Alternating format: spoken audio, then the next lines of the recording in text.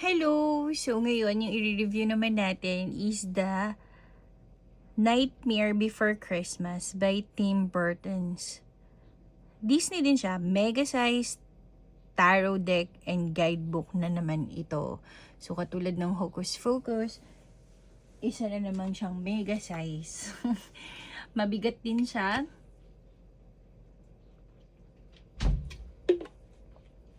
Mabigat siya. And, buksan na natin.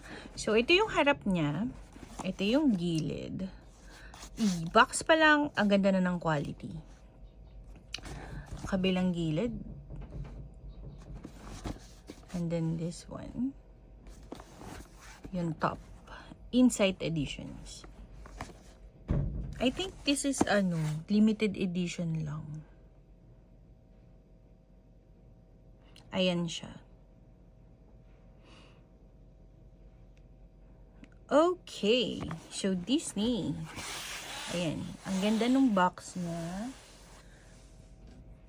Same with Hocus Focus. Maganda din yung box niya. Buksan na natin. Nakalagay din siya sa pouch. At meron din siyang ganito. Yung lagayan ng tarot. So nice. So, simple lang yung loob niya. Ganyan lang siya. Yan lang siya. Set aside na natin. Naka-pouch din siya, like Hocus Focus. Oh my gosh. Ang laki talaga niya. Okay. So, same thing. Ayan. Mas maliit din yung niya. Mas maliit yung kanyang guidebook. Let's see the guidebook. Since this is Disney inspired, so I'm expecting halos same din. Ayun, tama. Halos same din siya ng guidebook nung isa, nung Hocus Focus. No, meron siyang upright and meron din siyang reverse meaning, which is good.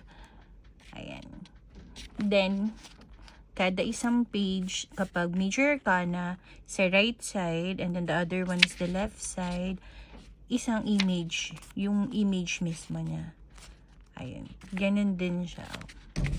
So, tignan natin yung minor. Minor arcana, same thing din, ganun din. Meron din siyang upright and meron din siyang reverse. Pero, one page na siya. Ayun.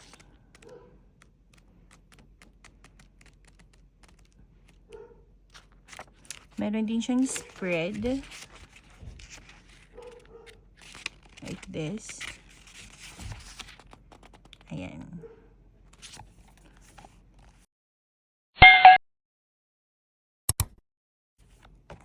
Set aside na natin.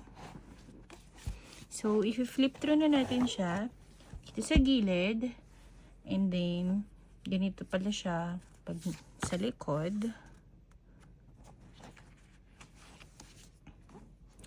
So, kapag reverse, hindi siya halata. Yeah, unlike dun sa isa, unlike dun sa Hocus Focus halata. This one, hindi mo siya mahalata kapag naka-reverse at hindi. Quality, maganda naman yung quality niya. Hindi siya matte, hindi din siya glossy. So, ano ba tawag dito? Semi-gloss, semi-matte. Ganun. Ayan. So, pwede mo siyang ilagay dito. O, diba? Ganyan siya. Ang cute. Diba? Ayan. So, start na natin. Flip through. Oh, the price is 4,050. Kalimutan ko sabihin. Same with Hocus Focus. And the Fool. The Magician. Hindi din ako familiar sa sa The Nightmare Before Christmas. I'm 36 years old, turning 37. So, hindi ko na siguro siya pang na siya, Gen Z na siya. The Emperor, si Santa Claus, the Hierophant. Pero nakikita ko to sa mga reels sa Facebook. The Lovers, the Chariot, the Strength, the Hermit, the Wheel of Fortune, the Justice, the Hangman, the Death, Temperance, Devil, the Tower, the Star, the Moon, the Sun, the Judgment, the World. Candles is the wands. Kasi fire, diba? Ace of Candles, 2 of Candles, 3 of Candles, 4 of Candles, 5 of Candles, 6 of Candles, 7 of Candles, 8 of Candles, 9 of Candles, then Page of Candles, Knight of Candles, Queen of Candles, King of Candles. So, the needles. So, this is a sword. Ace of Needles, 2 of Needles, 3 of Needles. So, compare dun sa Hocus Pocus, ha, this one, recommended ko siya or marerecommend ko siya sa beginner kasi mas madali siyang basahin. 4 of Needles. Compare sa Hocus Pocus, ha. This one, yung images niya, mas siya, beginners friendly. Ayan. 7 of Needles, 8 of Needles, and 8 of Needles, tinatahi niya yung sarili niya. She's been hurt. 9 of Needles, and 10 of Needles. Page of Needles. Ayan, Page of Needles. Makikita mo, Page of Sword. Mga bata, diba? Knight of Needles. Queen of Needles, King of Needles. Potions is water. Water is cups. So, Ace of Potion, 2 of Potions, 3 of Potions, 4 of Potions, 5 of Potions, 6 of Potions, 7 of Potions, 8 of Potions, 9 of Potions, 10 of Potions, Page of Potions, Knight of Potions, Queen of Potions, King of Potions. Ace of Presents. This is a Pentacles. Kasi di ba materials, it's presents.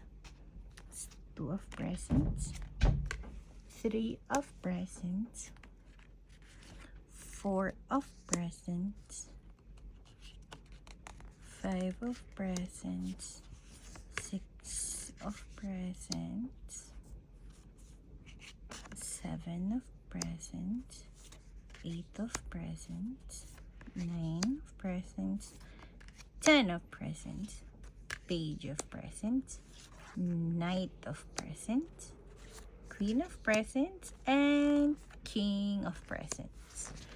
So, ngayon, paano natin ito shuffle? Ang laki ulit. Ganito lang. Ganyan lang, ganyan. Tapos, ganyan.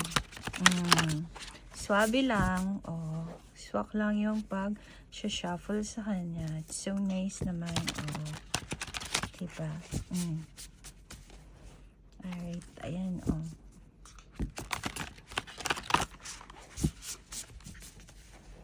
Ayan siya.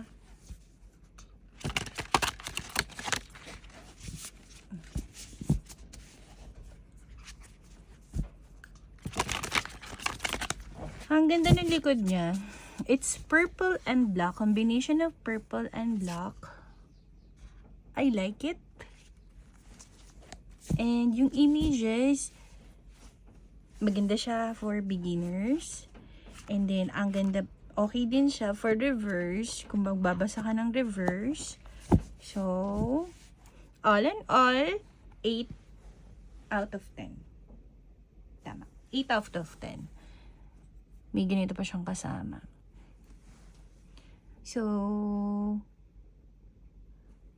yan lang.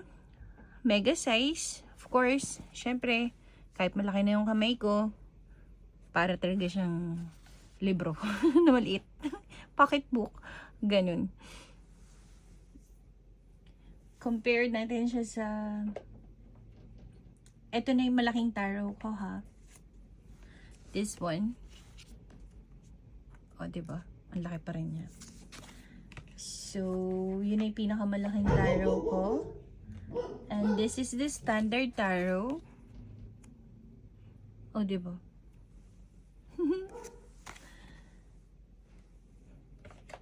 Ayun.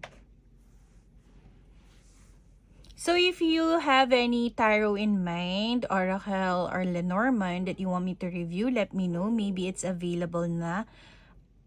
I-review ko siya ng una. But if not, I'll try my best to find it. Then, i-review natin. Thank you, and please like and subscribe. Bye! See you in my next video.